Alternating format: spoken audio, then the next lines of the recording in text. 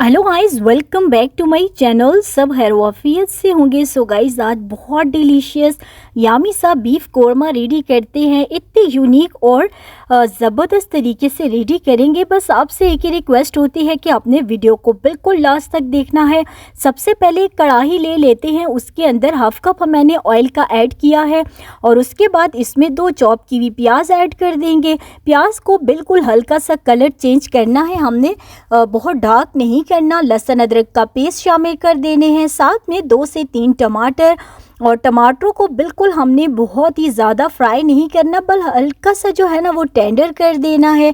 अब जी हम क्या करेंगे, इन सारी चीज़ों को निकाल कर एक छन्नी में डाल लेंगे और फिर इसके बाद इनका ज़बरदस्त सा प्यारा सा पेस्ट बना लेंगे। और गाइस उसके बाद हमने ऑयल को छान लेना है और उसके अंदर कुछ खड़े मसालाज ऐड करते हैं। बड़ी इलायची, दालचीनी की स्टिक्स, बादियान का फूल, ज़ीरा ऐड करते हैं, 2 से 3 सब्ज़ इलायचियाँ। और गोश्त को बहुत ही अच्छे तरीके से वॉश करके मैंने आधा किलो गोश्त लिया है और आधा किलो के हिसाब से ही सारी मेजरमेंट्स आपको बता रही हूँ।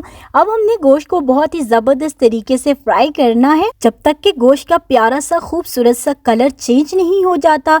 जैसे ही हमारे पास गोश्त का ज़बरदस्त सा कलर हमारे पास चेंज हो जाएगा तो अब हमने क्या करना है, देखिए कितना खूबसूरत सा और ज़बरदस्त सा हमारे पास ये रेडी हो रहा है।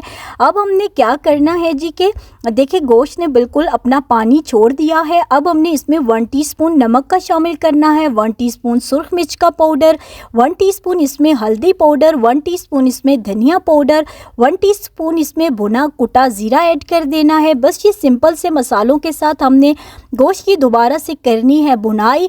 और देखिए जी कलर कितना खूबसूरत सा आ रहा है। ये जितना खूबसूरत दिखने में लगता है ना, टेस्ट में इससे भी ज़्यादा खूबसूरत है और यमी है। अब हमने वो जो पेस्ट बनाया था ना प्याज और लहसुन अदरक और टमाटर का, वो इसमें ऐड कर देंगे और गाइस फिर उस टाइम तक इसको फ्राई करते रहेंगे जब तक कि हमारे पास ऑयल जो है वो गोश्त से सेपरेट नहीं हो जाता। कोई भी चीज़ जब आप फ्राई कर रहे हो ना, तो फ्राई होने का लिमिट हमारे पास क्या होती है, जब ऑयल जो है वो सेपरेट हो जाए। तो ऑयल बिल्कुल सेपरेट हो रहा है। अब हमने इसमें 1 कप फिटा हुआ दही ऐड कर देना है, बिल्कुल फेंट कर ऐड करना है ताकि इसमें कोई लम्स वगैरह ना रहे। और अब दोबारा से हमने दही का पानी जो है ना वो ड्राई करना है। जैसे ही हमारे पास दही का पानी जो है वो ड्राई हो जाए और ज़बरदस्त ये पोजीशन आ जाए तो अब हमने इसके अंदर ल्यूक वार्म वाटर यानी नीम गर्म पानी ऐड कर देना है।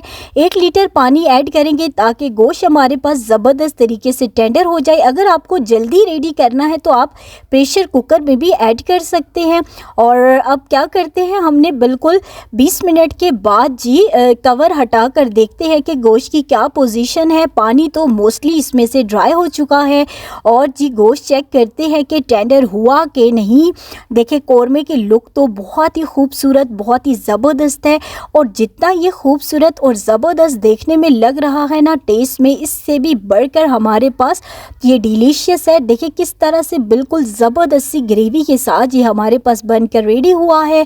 गोश्त देखिए बिल्कुल बहुत अच्छे से टेंडर हो चुका है। हरी मिर्ची इसमें ऐड कर देते हैं और गाइस ज़बरदस्त सा ये आपका बीफ कोरमा बनकर रेडी हो चुका है। अगर इस टाइम तक आपको मेरी वीडियो ज़रा सी भी अच्छी लगी हो तो वीडियो को लाइक करें, शेयर करें एंड अपने फिल्म किचन को सब्सक्राइब करना बिल्कुल मत भूला करें फॉर मज़े की टिप्स एंड ट्रिक्स के लिए।